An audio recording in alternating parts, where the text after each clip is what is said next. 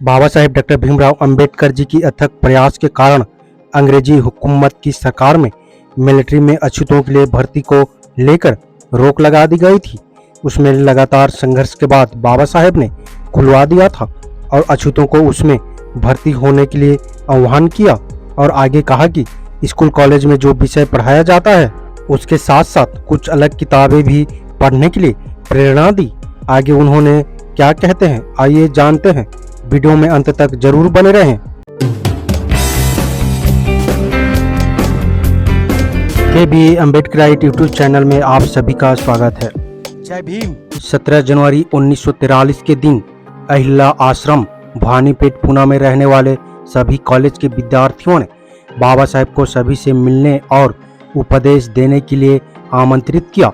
उस समय Baba Saheb justice Shri are भोले के निवास स्थान पर ठहरे हुए थे। लेखक और निर्माणवासी श्री दत्तोबा डिखले बाबा साहेब को निमंत्रण देने के लिए गए। उस समय घर के अंदर और बाहर असंख्य लोग अपने मार्गदाता के दर्शन के लिए खड़े हुए थे।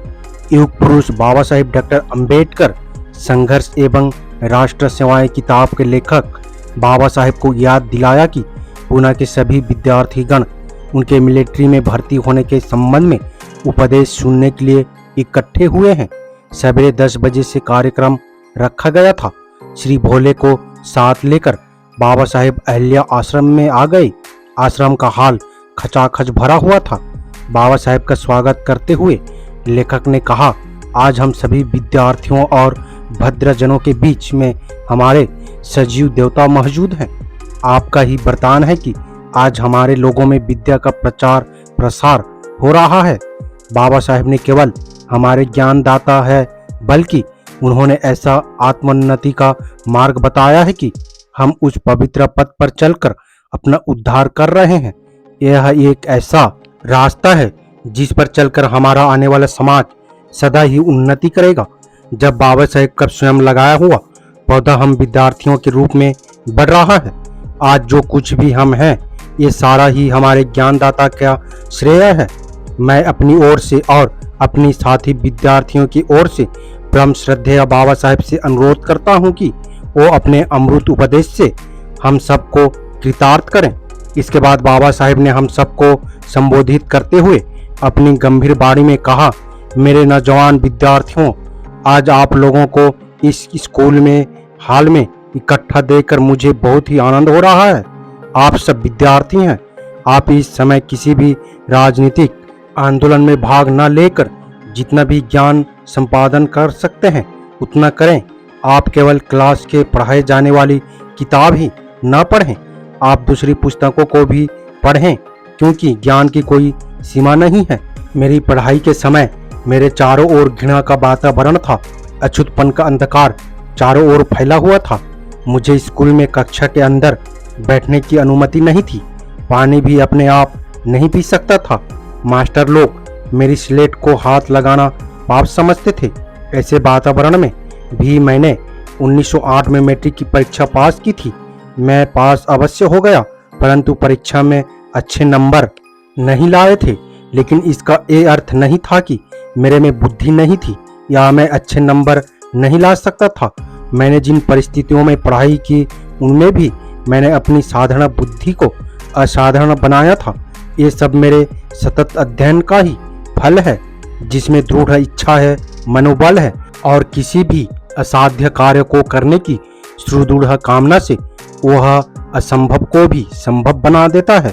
आप अपने समय को सिनेमा देखने या सिगरेट या शराब पीने में बर्बाद न करें। इनमें पैसे बचाकर आप अच्छी अच्छी किताबें खरीदें और उनका अध्ययन मनन करें। जब आप कॉलेज से निकलेंगे और नौकरी करेंगे, तब आपका अपना छोटा मोटा पुस्तकालय होना चाहिए। आज जो किताबें छप रही है वो आपको कालांतर में मिल नहीं सकेगी। आप समय की कदर कीजिए। समय कभी किसी की प्रतीक्षा नहीं करता है। जो विद्यार्थी अपने समय का सही उपयोग करता है वही विद्वान बनता है। विद्वान या प्रकांड पंडित केवल विश्वविद्यालय की उपाधियों से प्राप्त नहीं होता, वह तो ज्ञान की साधना और स्वाध्याय से प्राप्त होता है। पढ़ना ही आदमी को पूर्ण कुशल बनाता है। मैंने अपने विद्यार्थियों के लिए कॉलेजों में मुफ्त शिक्षा की व्यवस्था MA तक कराई है। हर विद्यार्थियों के लिए छात्रवृत्ति की व्यवस्था कराई है। आपका काम भली प्रकार पढ़ना है। आपका आचरण पवित्र होना चाहिए। पवित्र आचरण से ही विद्यार्थी बहुल्य ज्ञान को प्राप्त कर सकता है। दूसरे के लिए हमारा आचरण उदाहरण स्वरूप होना चाहिए। आप लोगों के ऊपर हमारे समाज की उन्नति की सबसे बड़ी जिम्मेदारी है। हमारे साथ किसने क्या किया इस पर ध्यान न देकर हमें अपने आप मनसा और कर्मणा ऊपर उठने का प्रयास करना चाहिए। आप लोगों के कॉलेज से उपाधियों लेकर बाहर निकलने पर मैंने सरकारी नौकरियों की व्यवस्था भी करवाई है। आप निश्चित होकर अपना अध्ययन और स्वाध्याय कीजिए। खूब चिंतन और मनन कीजिए। अपने भविष्य को सुंदर और सुखद बनाने के लिए भरपूर प्रयत्न कीजिए। आजकल सारे यूरोप में दूसरा महायुद्ध चल रहा है। मैंने अपने लोगों को मिलिट्री में भर्ती के लिए दरवाजे खुलवा दिए हैं। जो स्वस्थ हैं उन्हें चाहिए कि वो मिलिट्री में फौरन भर्ती हो। ऐसे अवसर का लाभ हमारे नौजवानों को पूर्ण रूप से उठाना चाहिए, क्योंकि हमारे पूर्वज पहले अच्छे सैनिक और सैन्य अधिकारी रह चुके हैं। पूना के पास हमारे वीर बाकरों की स्मृति में स्मृति स्तंभ बना हुआ है। हमारी सहायता के कारण अंग्रेजी शासन कायम हुआ है।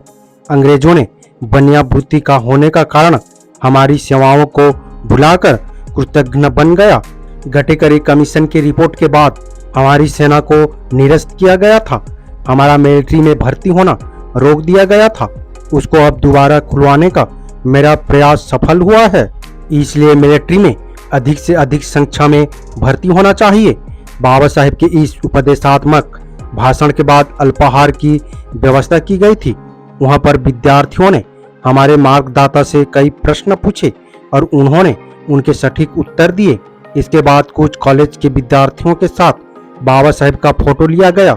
इस प्रकार वह प्रेरणादायक कार्यक्रम संपन्न हुआ। ये वीडियो आपको कैसा लगा अपने राय कमेंट बॉक्स में जरूर दें। वीडियो अगर पसंद आया हो तो लाइक करना ना भूलें। उम्मीद करता हूँ वीडियो को समझ गए होंगे। अगर समझ गए हैं तो अपने परिवारजनों को, दोस्तों को, मूल निवासी, SC, ST, OBC, Bahujan Samaj को शेयर जरूर करें ताकि उन्हें भी पता चल सके, जानकारी हो सके। मेरा आप सभी बहुजन समाज, मूल निवासी अम्बेडकरवादियों से अपील है, हम अपने समाज को जागरूक करने के लिए बहुत मेहनत करते हैं और अम्बेडकर विचारधारा वाले वीडियो को लाते रहते हैं। आपकी एक सब्सक्राइब हमारे हौसले को बुलंद कर हमें दोगुनी हौसला प्रदान करता है, मजबूत करता है। इसलिए आप सभी से गुजारिश है कि हमारे चैनल को सब्सक्राइब करके हमें सपोर्ट जरूर करें ताकि हम अगले नए वीडियो डालें तो आप तक नोटिफिकेशन जा सके और कुछ महत्वपूर्ण जानकारी मिल सके। धन्यवाद। जय भीम, जय संविधान, जय मूल निवासी।